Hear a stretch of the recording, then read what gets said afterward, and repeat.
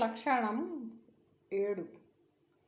ప్రాణాయామము వలనను గానంబడు మోక్షమనుచు కాంక్షల గలిగి నానా జననములు బలికిరి. ఓ నా ముద్దుల కుమార ఒప్పగవలదు. జనన మరణ తిప్పాలుడుగాదు. లోన దృక్కును చేసి దానశీలుడవయ్యి. లోన దృక్కును చేర్చి దానశీలుడవయ్యి. జ్ఞానానందము పొంది కలపిందువులగాంచి ప్రాణమును కుంభించి త్రికుట స్థానమందున చేర్చి ప్రణవ గానమును వినుచున్న వారలు గాంచెదరు మోక్షంబటనిరి ఒప్పగవలదు. జనన మరణ తిప్పాలుడుగాదు. జై నిజ గురుభ్యో నమః. శ్రీ నిజానంద పోలోజు వీరయాచార్య విరచితం పైన శుద్ధ నిర్గుణ పరతత్వ బోధామృత కందార్థములలో మతాల లక్షణమునందు 7వ కందార్థం. శిష్య,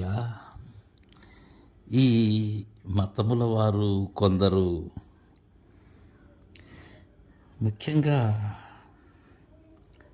ఈ హఠయోగులైనటువంటి వారు ప్రాణాయామము వలనను గానంబడు మోక్షమనుసు కాంక్షల గలిగి.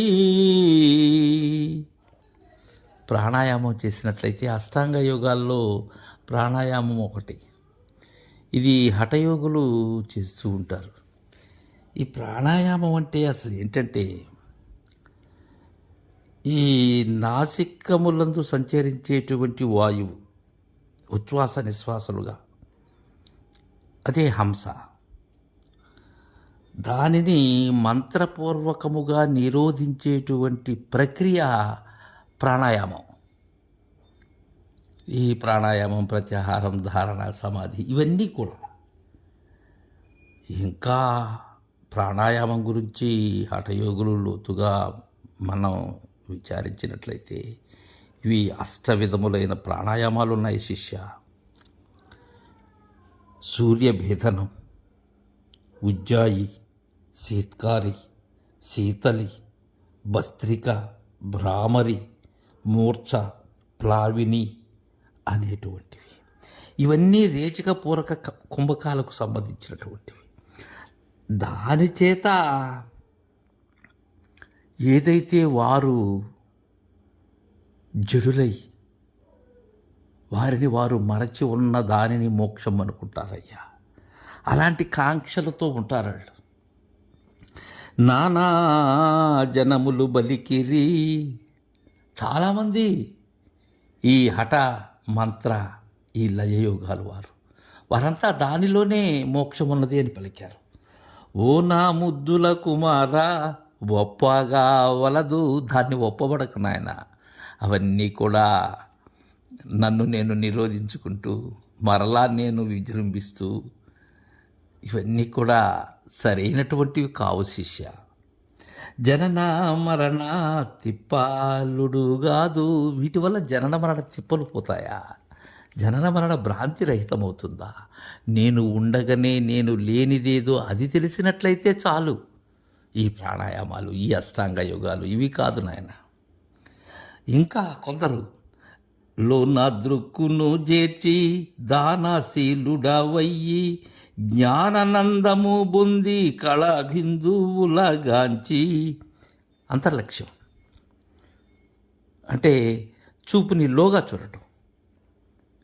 అలా లో చూపుతో అలా చేర్చి దానశీలుడవయ్యి. అంటే ఇక్కడ దానశీలుడు అంటే ఎవరికో దానం చేయటం అనేది కాదు. ఇక్కడ మొత్తం జగత్తుని దానం చేసేస్తారు. ఇక్కడ బాహ్య చూపు ఉండదు. లోచూపుతో బాహ్యాన్ని దానం చేసేస్తారు. ఇంకా చెప్పాలంటే దానం చేస్తే మోక్షము అనేటువంటి భ్రాంతి కూడా.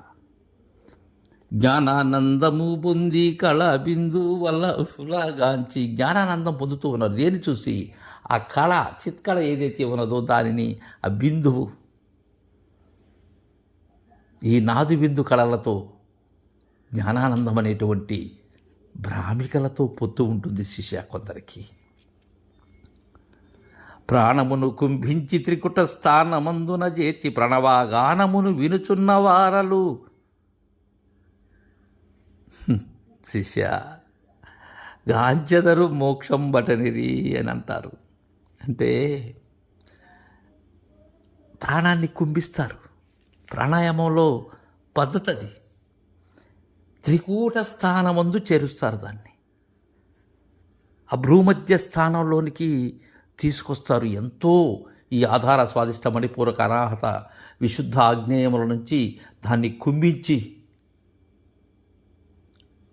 ఉచ్ఛ్వాస అనేది లేకుండా కేవలం ఆ కుంభకంతో ప్రణవగానమును వినుచు, ఈ ప్రణవమైనటువంటిది ఆ ఓంకార గానం ఏదైతే ఉన్నదో దాన్ని వింటూ, దశవిధ నాదాలు వింటూ అలా వినేటువంటి వాళ్ళు దర్శిస్తారు మోక్షం అని అన్నారయ్యా. ఎవరు? నానా జనములు, నానా మతముల వారు. ఒప్పగా వలదు, దాన్ని ఒప్పుకోకు శిష్య. అది కాదు నాయన. నిజమైన భ్రాంతిరహిత విధానం అది కాదు. అది గురు శిష్య న్యాయంగా అందవలసినది. అది దానివల్ల మనకు ఉండబడేటువంటి షడూర్ములైనటువంటి బాధలు తప్పవు, ఈ జనన మరణ బాధలు తప్పవు అని చక్కగా తెలియజేశారు. తర్వాయి మిత్రకందార్థం రేపు ముచ్చరించుకుందాం. జై గురుదేవా.